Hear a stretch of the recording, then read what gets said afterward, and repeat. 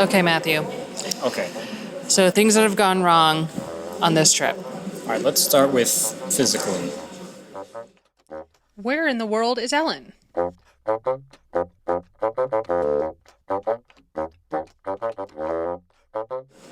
Yep. We're in the ER of the Svetidu emergency room in Zagreb, Croatia right now. I've had some sort of weird dairy-based food poisoning for a week. My foot's been screwed up off and on. It came back today. Oh, of course. Yeah. Your eye. My eye. Oh, yeah. My back has randomly, I have a nerve in my back that goes numb. Your arms keep going numb. We both got sunburnt, but, that happens. That happens. We were expecting that. That's Matthew and me, sitting in an ER, talking about all the things that have fallen apart during our Balkan trip.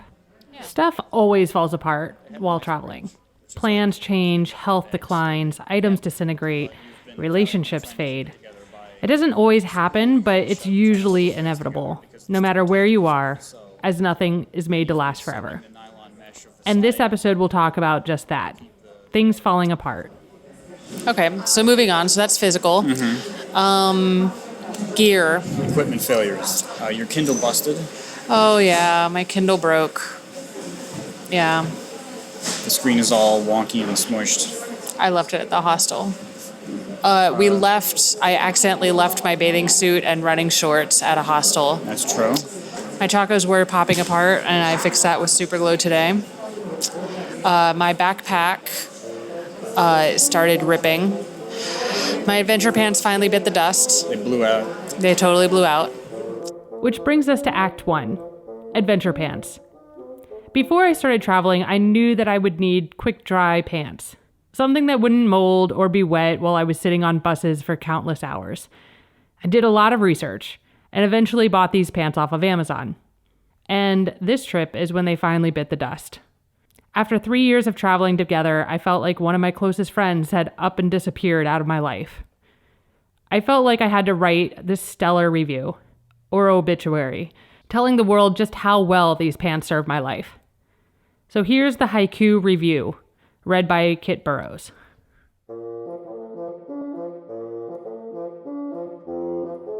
Dear Adventure Pants, beige, cheap, and quick dry, I needed adventure pants, so I purchased you.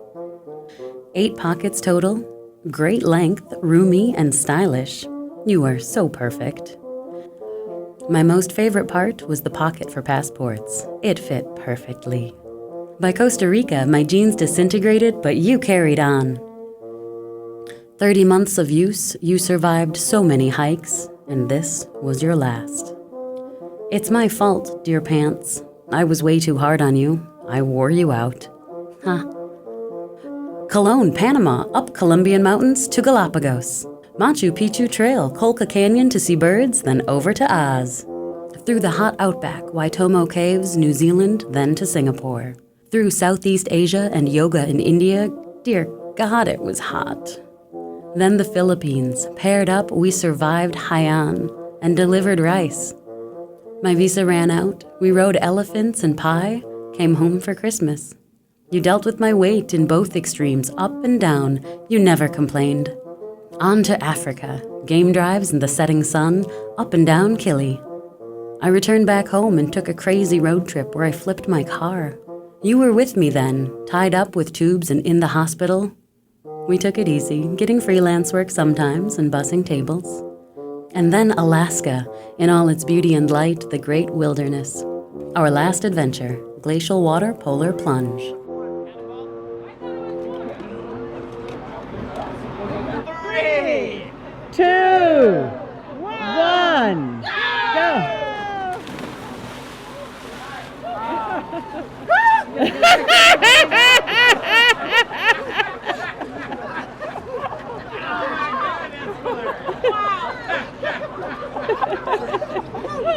Oh, good job.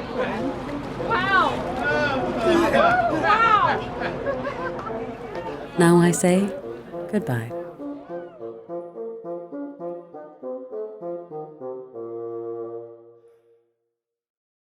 Day 1.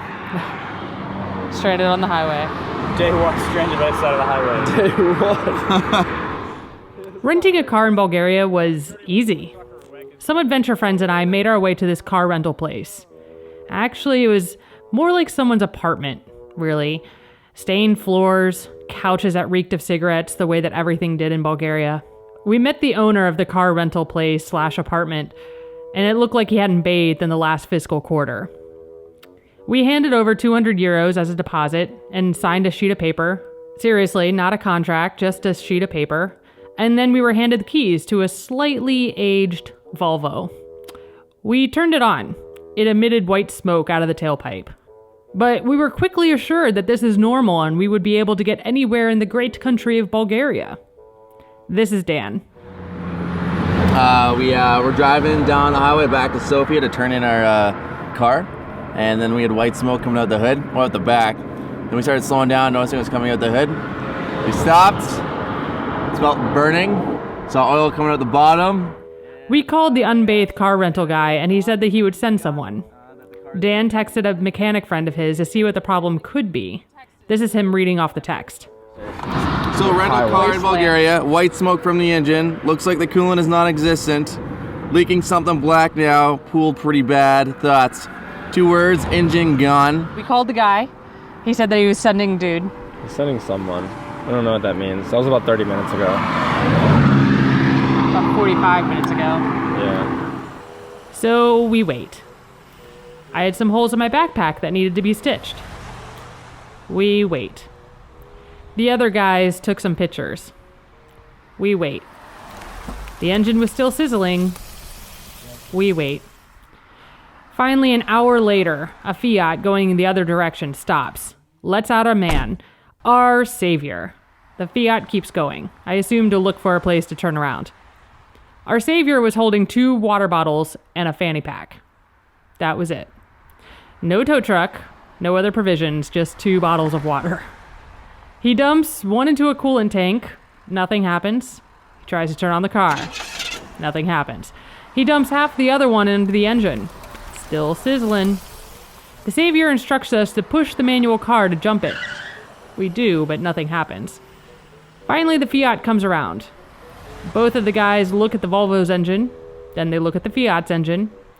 The English speakers try to look around and look manly and useful, or hopeful, or a mix of all of that. Our savior comes up and mimes that he needs scissors. We don't have any. He finds a first aid kit and takes out the little kid-safe scissors and then proceeds to cut the seatbelts out of the busted Volvo, tie them together, and then tie the whole thing to the Fiat. We pile into the Fiat and we put the Volvo into neutral and we make a makeshift tow off the highway and into a rundown gas station at the next exit. I was overhearing this woman at a gym complaining about her car that broke down over the weekend. "We had to wait for over an hour for AAA, she moaned. And I couldn't help but think the following. 1, you had AAA. You had a cell phone that worked. You had people that you could call, and your car is probably fixed with the seatbelts intact. What you complaining about, Willis?" And then the second is that I realized that I used to be this woman. When unexpected hiccups of my day happened, I would have a panic attack. And all of a sudden, my whole life was occupied by this big, huge, terrible thing. Oh, woe is me. But I found that I gained experience with every crappy hiccup that made me never surprised or caught off guard for anything that could potentially happen. Getting stranded on the side of the road in Bulgaria by a rental car, it's a great scene for an even better story.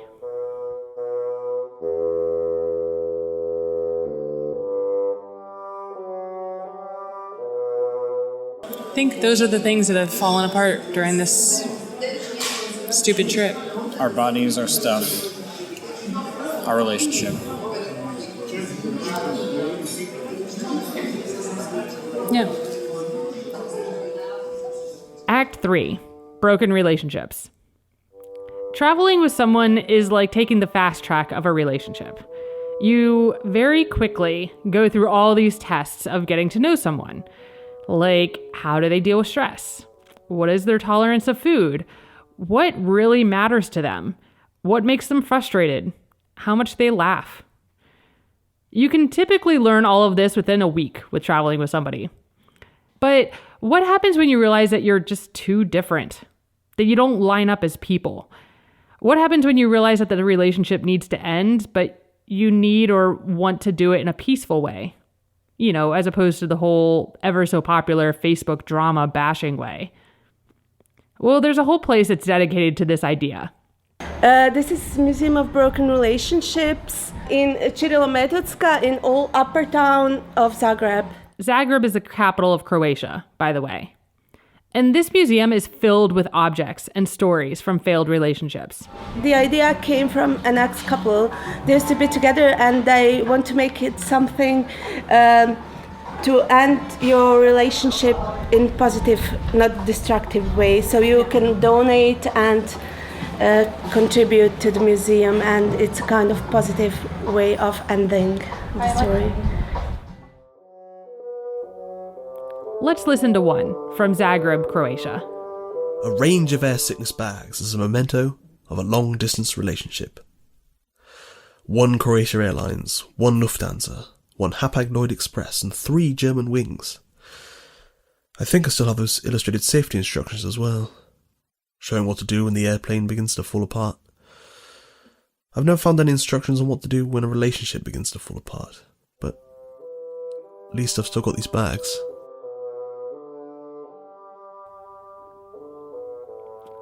Here's another story about red shoes from Paris, France. We met at work 20 years ago. I fell in love with him as soon as I saw him and never stopped. During that time, he met a girl and got a child, and I myself had 2 children. We were great friends, and what was bound to happen indeed happened. He left his wife, and I was already separated from my husband. We experienced a powerful story, full of traveling and intense moments. He found some sort of freedom in my company. But as Catherine Ringer put it, les histoires d'amour finissent mal, en général. He got these shoes for me at a sex shop in Pigalle. So, confession. My relationship ended right before I went to this museum. Like, the night before. After going through, I couldn't help but being overtaken with a desire to donate my own object, my own story. A way of letting go in a healthy and peaceful way. And apparently I'm not alone. I asked Lana what that process would be like. So, solutions for your problems. Yes, please. On our webpage, we have join form. Then you go to send your exhibit, fill this form, sign it, and send us back with the object. Okay. Yes, that's easy. So, look, crap is going to happen no matter where you are in the world. And that's a great thing. We tend to protect ourselves too much from bad experiences, when in reality, those are the ones that help us grow the most. Without shoving myself into the world and experiencing all sorts of weird, bizarre, unpredicted things, I would still be this panic-stricken shy girl that sat behind a desk and worried about everything. Instead of, the uber cool girl that you're currently listening to. How do you curb anxiety? Is it by reading travel stories? I have a lot of them. You can read them at llurie.com. If you have stories of your own, you can leave a review on iTunes. It'll really help me out. Or you can email me at ln.lurie@yahoo.com. Thanks to James Gralian and Robin Giannatasio Mall for being my soundboards. Marianne and James Thurland for reading the Broken Ship stories. Thank you, Lana, with brokenships.com. Thanks, Dan and Nick, for being my Bulgarian adventure pals. And thanks, Matthew, for putting up with me for as long as you did. Speaking of which, when I was in Madison this past winter, I decided to practice every day. This piece, which is the hardest piece known to any bassoonist, is Bach's Prelude in G. It's also my warm-up piece, which I can never, ever play right. But one day, after some coaxing from Matthew, I did. I managed it. And if I had to donate something to the Museum of Broken Relationships, it would be this recording.